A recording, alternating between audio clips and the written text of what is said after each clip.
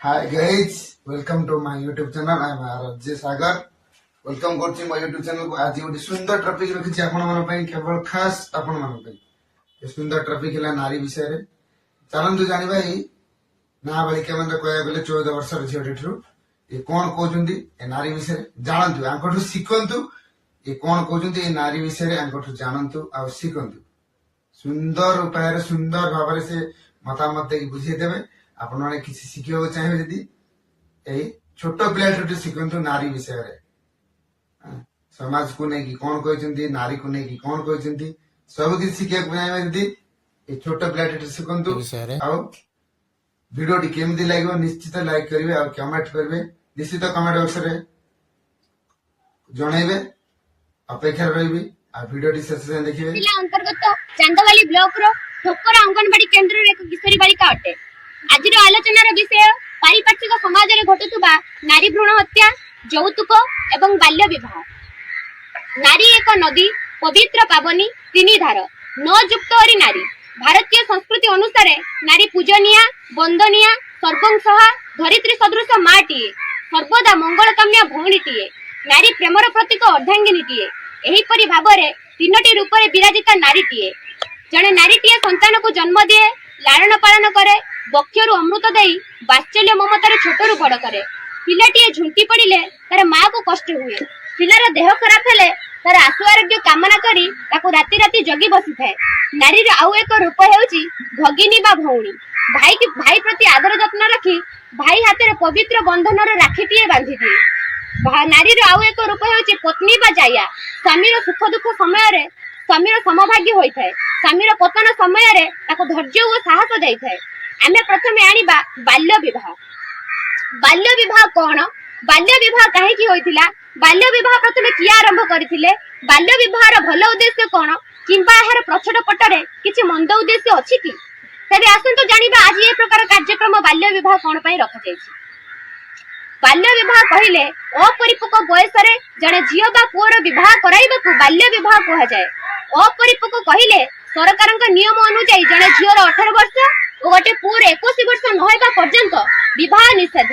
कारण अपरिपक्व बयस रे विवाह हेले सेमाने सेमानकर वैवाहिक दाम्पत्य जीवन रे जे कोनोसी गुरुत्वपूर्ण निष्पत्ति नेबाकू असमर्थ होइथांती।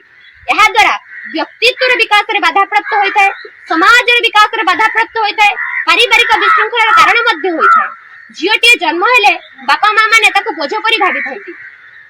आउ केही गरीब बापा मां माने यौतुक देबा ପାଇଁ सक्षम नथिबारु झियोर विवाह बयस हेबा पूर्वरु ताकू विवाह कराई दैथांती। किंतु सेमाने भूली जानती जे जदि जणे झियो शिक्षित हुए गोटे परिवार शिक्षित हुए। गोटे परिवार शिक्षित होले गोटे देश शिक्षित हुए। जदि जणे झियोटी शिक्षित हुए तेबे से तार परिवार को उचित पंथारे आगेई पारिबो। जदि जणे झियो शिक्षित हुए से तार पिला मानकू सामाजिक चलनीर शैली सिखाई पारिबो। पुओ झियो माने विवाह बेले कम बयसर होइथिबारु सेमानकर शारीरिक और मानसिक क्षमता वृद्धि पाई नथाय। सेमानकर माइंड मैच्योर बा मस्तिष्कर स्थिरता आसी नथाय। सेमाने वैवाहिक जीवन रे विभिन्न समस्यार सम्मुखीन होइथांती। जदि जणे झियो अपरिपक्व बयस रे पिलार मां हुए से तार प्रकृत जत्न केबे भी नहीं परिबो नाही।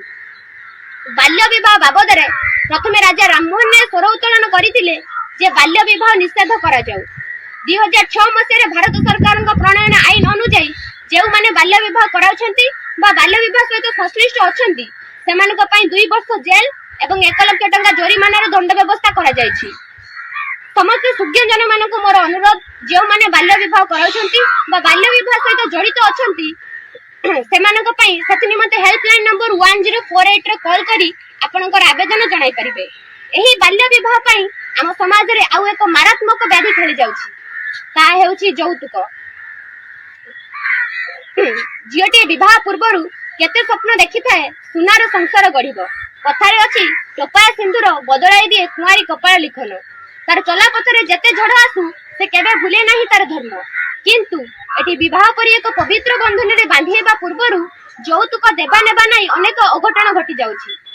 झियोटी दाबी मुताबिक यौतुक न नै पारिथिबाडु सासु घरे अनेक निर्यातनार सम्मुखीन हेउछि। जंत्रणा देउथिबा सासुटीए भूली जाउछि से भी दिने कार झियो थिला। गंजना देउथिबा ननंदटीए कळना करि पारुनी से भी दिने कार बहु हेबो। एही यौतुक व्याधि पई आम समाज रे आउ एक मारात्मक व्याधि खेली जाउछि। ତାହା ହେଉଛି ନାରୀ ଭ୍ରୂଣ ହତ୍ୟା। ମା ପେଟରେ ଝିଅ ହେବ କି ପୁଅ ହେବ ଅଲ୍ଟ୍ରାସାଉଣ୍ଡ କରି ଜାଣି ନେଉଛନ୍ତି ସେ ପୁଅ ହେବ କି ଝିଅ ହେବ। କନ୍ୟା ଶିଶୁଟିଏ ମା ପେଟରେ ଥାଇ କେତେ କଣ ଭାବି ଦିଏ। ଦୁନିଆର ଆଲୋକ ଦେଖିବ, ତାର ବାପାକୁ ଦେଖିବ, ତାର ମାକୁ ଦେଖିବ, କିନ୍ତୁ ଦୁନିଆର ଆଲୋକ ଦେଖିବା ପୂର୍ବରୁ ତାକୁ ହତ୍ୟା କରି ଅଳିଆ ଗଦାରେ ଫିଙ୍ଗି ଦିଆଯାଏ।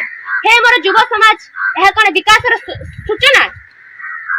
କେମିତି ସେ ପାଷାଣ ହୃଦୟ ଥରେ ଯଦି ଭାବନ୍ତେ କନ୍ୟା ଭ୍ରୂଣ ହତ୍ୟା କରିବା ପୂର୍ବରୁ ଏମିତିକା ବର୍ବରତା, ପୁଣି ସେ ନିଜ ପିଲା ସହିତ ଭୁଲ ତ ଭୁଲ, ହଉ ପଛିକା ପରିବାର ନିର୍ଦ୍ଦେଶ ସେ ତ ଭୁଲ। ଏବେ ବି ଗାଁ ଗହଳିରେ ଅପାଠୁଆ ଲୋକମାନେ ଭାବନ୍ତି ଯେ ଝିଅଟା ଏତେ ପାଠ ପଢି କଣ କରିବ, କିନ୍ତୁ ହେ ମୋର ଯୁବ ସମାଜ, ଭାରତର ଦିଲ୍ଲୀ ସିଂହାସନରେ ବସିଥିବା ପ୍ରଥମ ମହିଳା ଶାସିକା ରାଜିଆ ସୁଲତାନା ବି ଜଣେ ନାରୀ ଥିଲେ। ଭାରତର ତୃତୀୟ ପ୍ରଧାନମନ୍ତ୍ରୀ ଇନ୍ଦିରା ଗାନ୍ଧୀ ବି ଜଣେ ନାରୀ ଥିଲେ। ଗାଁ ଗାଁ ଘର ଘର ସାହି ସାହି ବୁଲି ସେବା କରୁଥିବା ଜଣେ ବିଦେଶୀ ମହିଳା ମଦର ଟେରେସା ବି ଜଣେ ନାରୀ ଥିଲେ। ଝାନ୍ସୀଗଡ଼ର ରାଣୀ ଲକ୍ଷ୍ମୀବାଇ ବି ଜଣେ ନାରୀ ଥିଲେ। ଏମାନଙ୍କୁ ଭାରତବର୍ଷ ଚିରକାଳ ମନେ ରଖିବ। ଏବେ ଭାରତର ରାଷ୍ଟ୍ରପତି ଦ୍ରୌପଦୀ ମୁର୍ମୁ ବି ଜଣେ ନାରୀ ଅଟନ୍ତି। ତେଣୁ ସମସ୍ତଙ୍କୁ ମୋର ଅନୁରୋଧ, ନାରୀ ମାନଙ୍କୁ ସମ୍ମାନ କରନ୍ତୁ। ଏଣୁ ମହର୍ଷି ମନୁ କହିଛନ୍ତି, ଯତ୍ର ନାର୍ଯ୍ୟସ୍ତେ ପୂଜ୍ୟତେ ରମନ୍ତେ ତତ୍ର ଦେବତା, ଅର୍ଥାତ୍ ଯେଉଁମାନେ ନାରୀ ମାନଙ୍କୁ ପୂଜା କରାଯାଏ ସେଇଠାରେ ଦେବତା ମାନେ ଉପସ୍ଥିତ ହୁଅନ୍ତି। ଜନନୀ ଜନ୍ମଭୂମି ସ୍ୱର୍ଗଦୀପୀ ଗରିୟସୀ। ଏତିକି କହି ମୁଁ ମୋର ବକ୍ତବ୍ୟ ଶେଷ କରୁଛି। ବନ୍ଦେ ଉତ୍କଳ ଜନନୀ, ଜୟ ହିନ୍ଦ।